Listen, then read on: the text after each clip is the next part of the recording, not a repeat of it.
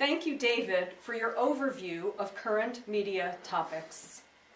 Before Kerart contributor Charles Kasbarian performs the Kineton, I would like to stay on that media topic and how it relates to Kerart.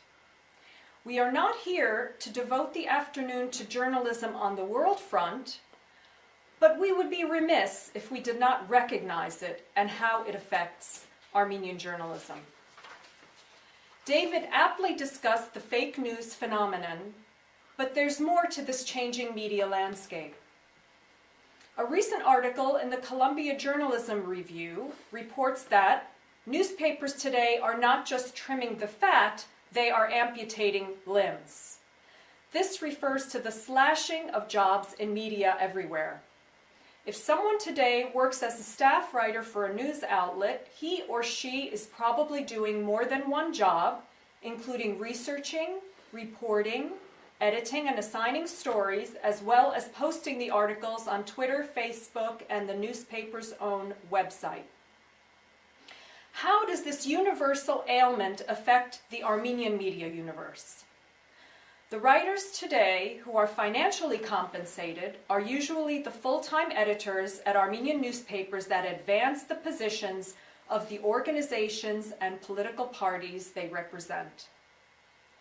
To a lesser extent, some editors are employed by news organizations whose budgets entirely rely on advertising.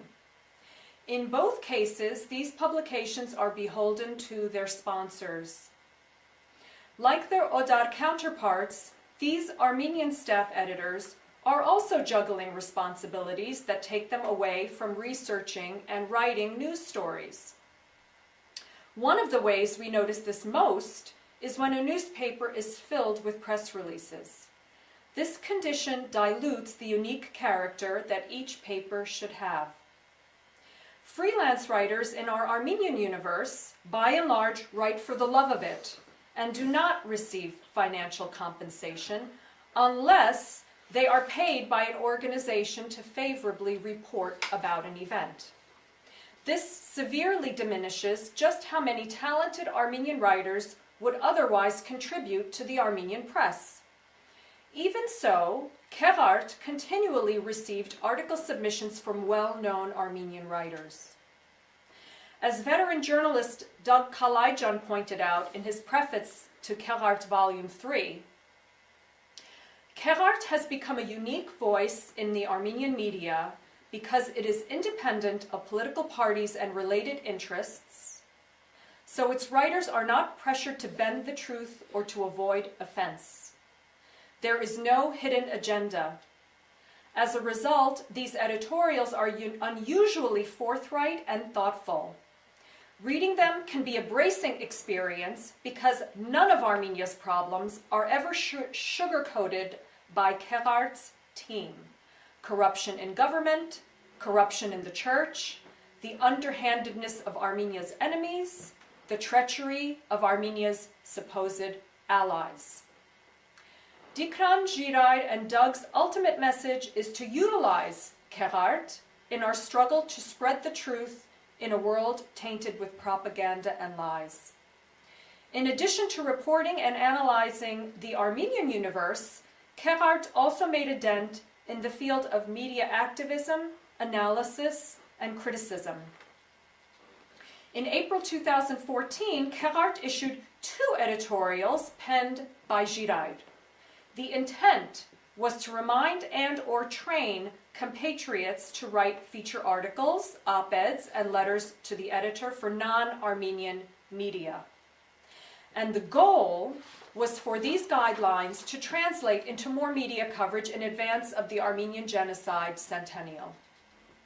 In the absence of PR agencies or Armenian embassies who might otherwise handle this sort of thing on behalf of the Armenian nation, the Kerart Collective sought to help step up global coverage about the Genocide Centennial by circulating these media guidelines to every Armenian church and organization for which we possessed email addresses, with a request that they consider republishing it in their newsletters. In a memorable instance of media criticism, editor Girard excoriated media outlets of the West for their shameful coverage of the 2016 Azeri attacks on Artsakh. In his editorial titled "The First Casualty," referring to how in wartime truth is the first casualty, Giraud recited, chapter and verse, the typical falsehoods carted out by mainstream media.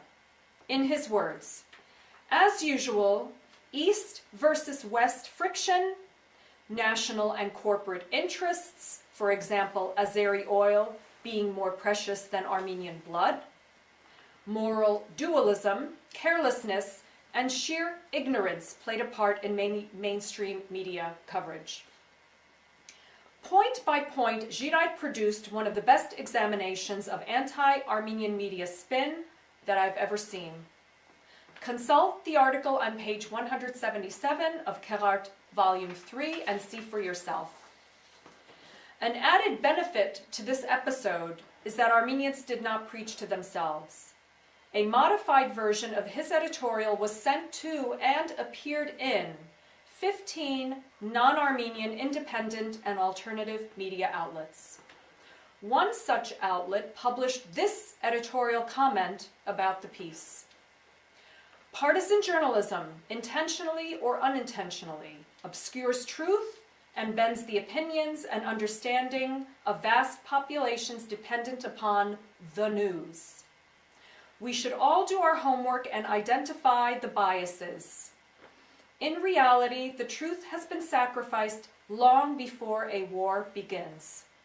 As regards the Armenian-Azerbaijan conflict, our publication Signs of the Times fully supports the Armenians against the Western-backed regime of Turkey Jr., or the Republic of BP, as one investigative reporter renamed the oil-rich, pathocracy-friendly Turkic statelet on the Caspian. Simply stated, Kerart fills a void. We cannot afford to lose it. And with that, writer C.K. Garabed will perform the Kinetson.